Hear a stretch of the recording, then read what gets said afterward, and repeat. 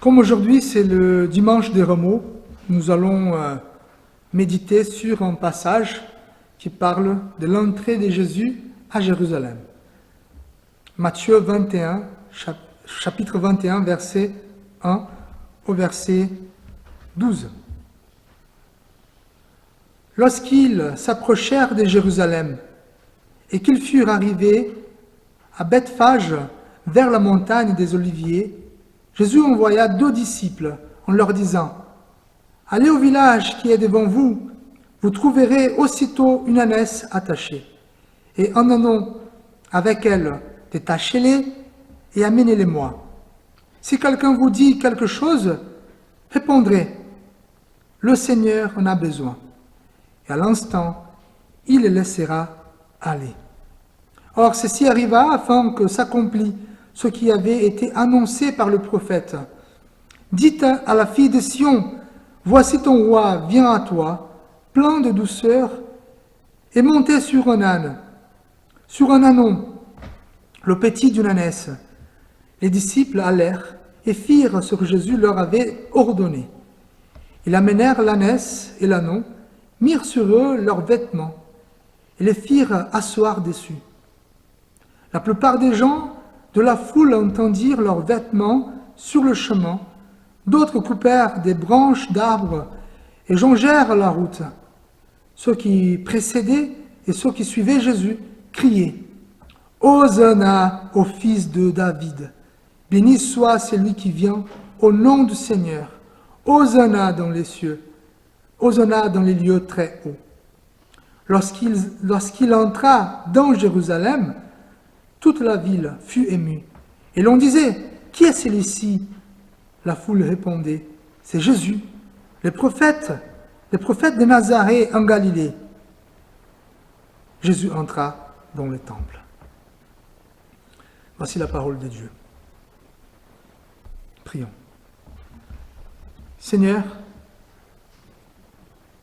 nous arrivons au début de la semaine qui aboutira à la passion de ton Fils, mais aussi à la résurrection. Aide-nous à comprendre, Seigneur, pourquoi Jésus a été reçu comme un roi et a été crucifié comme un criminel. Aide-nous, Seigneur, à comprendre quelle est la place de Jésus dans notre vie. Bénis-nous, Seigneur, ce matin, par ta parole et par ton Saint-Esprit. Amen. Vous savez, les enfants nous aident beaucoup à comprendre la vie et aussi à comprendre notre relation avec Dieu. Vous savez, Olivia, la blondinette, la cadette, quand elle était plus petite, elle avait peur de tous les animaux, du plus petit au plus grand. Donc, un lion la faisait peur, et aussi une bestiole, un moustique, c'est pareil. Donc, un jour, on s'est promené dans la résidence où nous habitions, et elle était, 2 mètres devant moi. On s'est baladé, on rentrait à la maison, et entre nous, il y a eu un chat qui a traversé notre route. Et donc ma fille, qui s'est baladée très joyeusement, elle regarde et elle voit un chat quand même à cette époque-là, il avait cette taille-là, c'était presque un lion pour elle. Et donc, elle était effrayée. Ses yeux ont éclaté. Et là, je pensais, bon, elle va crier, elle va courir. Mais ce qu'elle a fait m'a étonné. Elle a couru vers moi.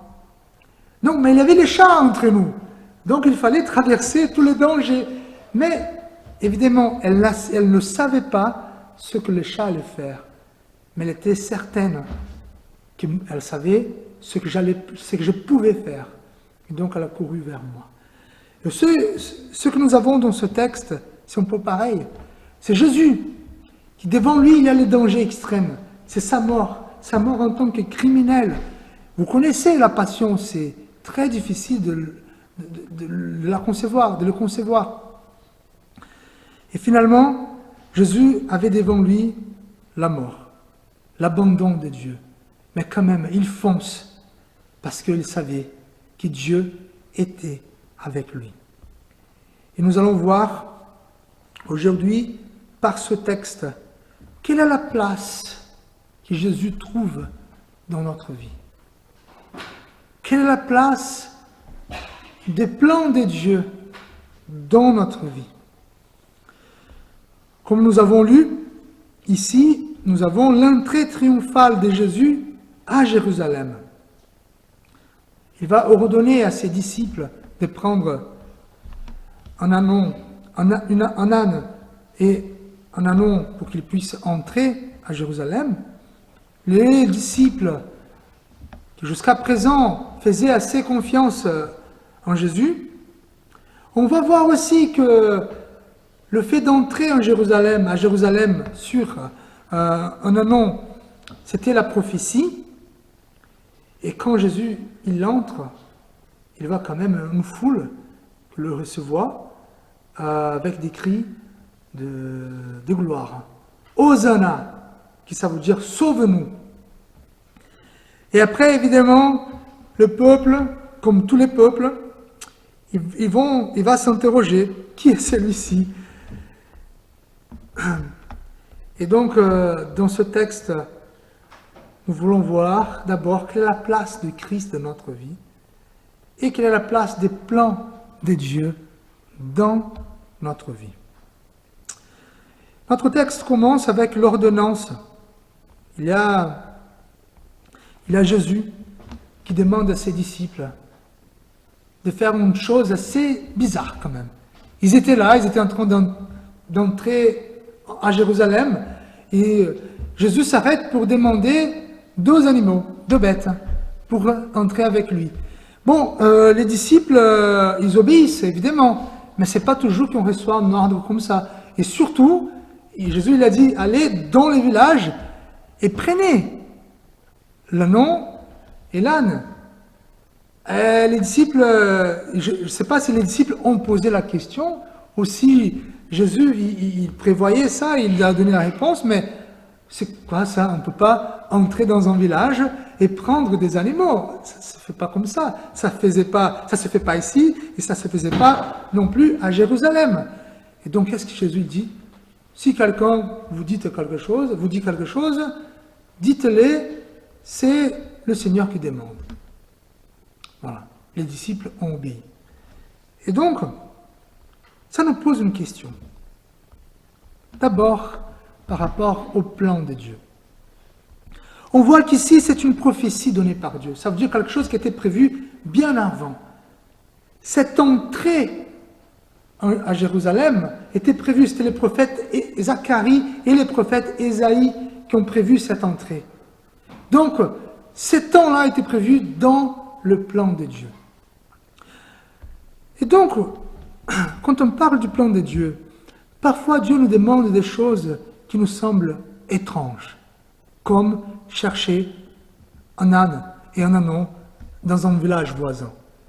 Alors, comment nous recevons ce que Dieu nous demande? Même les choses qui pour nous se semblent étranges. Évidemment, je connais pas ce que vous traversez aujourd'hui, mais peut-être que dans votre vie, vous êtes dans une situation que vous ne voulez pas être. Et peut-être que vous dites, il faut que je m'en sorte vite. Pourquoi? Parce que cela n'est pas le plan de Dieu. En fait, et en effet, on n'en sait rien. La seule chose, c'est qu'on sait que Dieu, il a un plan pour chacun de nous. Malgré les moments étranges qu'on puisse vivre, Dieu nous conduit, il a un plan. C'est vrai que nous sommes dans une époque on croit plus en Dieu, on ne croit plus à la prière, on ne croit plus à la présence de Dieu, comme nous avons évoqué à la prédication précédente. Et donc on voit les choses telles comme elles sont. Il faut que je travaille, il faut que je gagne des sous, il faut que je paye ma nourriture, il faut que je paye mes vacances. C'est tout. La vie n'est pas plus que ça. Et en fait, non. La Bible dit, redit, nous sommes dans le plan de Dieu. Et comment vous vivez cela? Est-ce que vous l'acceptez ou pas? Nous avons vu là la Covid, nous avons vécu la Covid. Bon, nous sommes loin déjà, merci Seigneur, mais je pense que personne n'attendait quelques mois de confinement, quelques années de confinement. sachez que tout était dans le plan de Dieu. Une deuxième remarque que je voulais faire, quelle est la place de Jésus dans votre vie? Bon, ici, l'évangéliste Matthieu, il va décrire cette entrée de Jésus. Il va mettre en évidence trois caractéristiques de Jésus dans cette entrée. D'abord, il va parler de Jésus en tant que roi, il parlera de Jésus en tant que prophète, et Jésus en tant que sacrificateur, en tant que prêtre. Comment il va le faire? Bon, déjà, il va décrire l'entrée de Jésus comme un roi. Déjà, c'est un souverain. Pourquoi? Parce qu'il va ordonner à ses disciples qui prennent l'âne et l'ânon. Et si quelqu'un pose des questions, il dit, c'est le Seigneur qui demande. Donc voilà la posture des rois. Une posture digne des rois. En plus, les gens vont le recevoir en disant, Hosanna, le fils de David. Vous savez, David, c'était les grands rois d'Israël. Les rois parfaits d'Israël. Et fils de David, ça veut dire la descendance royale. Donc il était à peu près reconnu en tant que roi. En plus, Matthieu va décrire que Jésus, il avait quand même des sujets. Pourquoi? Parce que les personnes, lors de son entrée, ils mettaient leurs vêtements pour que Jésus puisse passer, pour qu'il puisse s'asseoir dessus. Et ça, c'est un geste des sujets, c'est un geste des serviteurs. Et on voit qu'il entre en tant que Seigneur, en tant que roi, dans la descendance de David. On voit des sujets, et on voit quand même cette entrée triomphale, où les gens vont mettre des branches d'arbres sur la route, qui vont l'acclamer en disant Hosanna, le fils de David, béni celui qui vient au nom du Seigneur, Hosanna dans les lieux très hauts. C'est un roi qui entre à Jérusalem. Après, Matthieu va parler aussi de ce prophète, Jésus en tant que prophète. Pourquoi? Parce qu'ils vont se poser la question, les habitants, ils vont dire, mais c'est qui? C'est bien, on les loue, mais c'est qui lui? Donc il était connu parmi les peuples comme le prophète. Voilà, c'est qui les prophètes? Les prophètes étaient l'homme qui était choisi par Dieu pour parler au nom de Dieu. C'est le porte-parole de Dieu. C'est lui qui disait au peuple ce que Dieu souhaitait. Par exemple, Moïse était un prophète. C'est lui qui, par Dieu, a écrit les 10 commandements. Et donc nous avons tout un ministère de prophètes dans la Bible. Et Jésus, qu'est-ce qu'il faisait? Évidemment, il guérissait, il chassait des démons, mais il parlait la parole de Dieu. Il annonçait la parole de Dieu. Mais le troisième aspect mis en évidence par Matthieu, c'est Jésus en tant que prêtre. Pourquoi? Parce que là, les gens disent, voici ton roi vient à toi, plein de douceur, et monté sur un âne. Ça, c'est très important. On peut se poser la question, pourquoi Jésus vient monter sur un âne? Vous savez, les empereurs romains, ils entraient dans les villes, montaient sur un cheval. Quand on voit en France, moi je me rappelle quand j'habitais à Montpellier, à une place centrale, il y avait quelqu'un qui était monté sur un cheval. Ça montre la gloire, la puissance. Mais Jésus veut monter sur un âne quand même, c'est pas très super. Mais en fait, oui, il a un sens, parce que même Salomon est entré à Jérusalem, monté sur un âne. Ça veut dire quoi? Un roi qui ne vient pas faire la guerre. Sur un cheval, on peut faire la guerre. Sur un âne, non. Ça veut dire un roi qui vient pour la paix. Bon, je n'ai jamais vu quelqu'un qui fasse la guerre avec l'âne. Ce n'est pas le cas ici non plus. Et donc, ça montre que le sacrificateur, les prêtres, nous avons vu la semaine dernière le rôle du prêtre, il vient pour faire la paix, pour faire le sacrifice, la paix entre l'homme et Dieu. En plus, quand les gens disent « Hosanna », ça veut dire « sauve-nous ». Sauvez-nous. Il y a une seule façon d'être sauvé, c'est de rétablir la paix avec Dieu. Et ce qui est intéressant quand même, parce que quels sont les premiers locaux dans lesquels Jésus va après entrer à Jérusalem? Selon notre texte, au temple. Et là, au temple, c'était la place des prêtres et des sacrificateurs. Et donc, on peut dire que Matthieu est en train de montrer la puissance de Jésus. Jésus était vraiment tout ce que la religion juive annonçait était en lui. Jésus était et il est le chemin vers Dieu. Il est le roi. Il est le prophète. Il est la parole de Dieu. Il est aussi notre salut. Et c'est vrai, qu'est-ce qui s'est passé une fois qu'il est entré? Il a vécu une semaine. Et le peuple, il voulait Jésus, quand même. Pourquoi? Selon le contexte du peuple, on peut comprendre. Le peuple juif, il vivait dans une situation compliquée, déjà interne. Il y avait des conflits. Selon l'historien de l'époque, il disait qu'en Jérusalem, il y avait 3 factions. Donc, ils s'entretuaient entre les Juifs. Après, nous savons qu'il y avait la domination de l'Empire romain, qui aussi n'était pas gentil. En plus, il y avait la famine. Vous voyez la situation dramatique et catastrophique qui vivait le peuple hébreu? Et en fait, quand il voit un Jésus qui fait des miracles, qui multiplie la nourriture, qui chasse les démons, qui est tout puissant, ah non, c'est notre roi. Ouh là là, notre roi, viens nous sauver, viens anéantir les Romains. Parce qu'en fait, le peuple hébreu, il avait soif quand même du sang romain. C'était pas non plus, il voulait pas un roi qui entre sur un âne. Et ça, c'est évidencie une semaine après. Le même peuple qui a crié Hosanna, viens, fils de David, c'est le même peuple qui a crié crucifiez-le. Voilà, c'est le même, c'est la foule. Frères et sœurs, et je veux conclure. Qui est Jésus pour vous? Il est le roi. Il est la parole de Dieu, le créateur de l'univers, comme nous venons de confesser. Il est votre salut. Il est votre Seigneur. Ou il est seulement un assistant dans les moments où vous avez besoin. En fait, soi-disant qu'un jour vous aurez besoin d'un assistant de vie.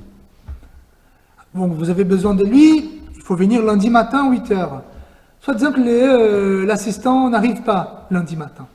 Il arrive, il vient mardi. Ça ne sert à rien. Soit-disant que ça se passe 1, 2, 3 fois. Qu'est-ce que vous allez faire? Vous allez virer l'assistant. Il ne sert pas à grand-chose, n'est-ce pas? Si Jésus n'est qu'un assistant de vie pour nous, ça veut dire que quand on lui demande de nous aider, et quand il ne vient pas, qu'est-ce qu'on va faire? On va crucifier-le. Il ne sert à rien. Mais s'il est le roi, s'il est notre Seigneur, c'est nous, ses serviteurs. Et nous allons accepter les plans qu'il a pour nous. Sachez que l'histoire de la passion de Christ, de la résurrection, des Pâques, des rameaux, tout cela a été prévu dans le plan de Dieu pour le monde. Évidemment, c'est difficile de tout saisir, évidemment. Et donc, votre situation aujourd'hui, quoi qu'elle soit, elle est dans les plans de Dieu. Et vous avez un roi, vous avez la parole et vous avez le salut. Frères et sœurs, qui est Jésus pour vous? Je vous invite à la prière. Notre Dieu, notre Père éternel, c'est vrai que parfois nous avons peur Nous avons peur de ce qui se passe, de ce qui va se passer. Parfois, nous ne comprenons pas trop la vie dans laquelle tu nous as mises. Seigneur, ainsi comme Jésus, qui savait tout ce qu'il allait vivre, par contre, il n'a pas hésité, il a fait confiance en toi. Il savait que le moment de sa mort allait être pitoyable, mais il a fait confiance à toi, Seigneur. Il te fait confiance.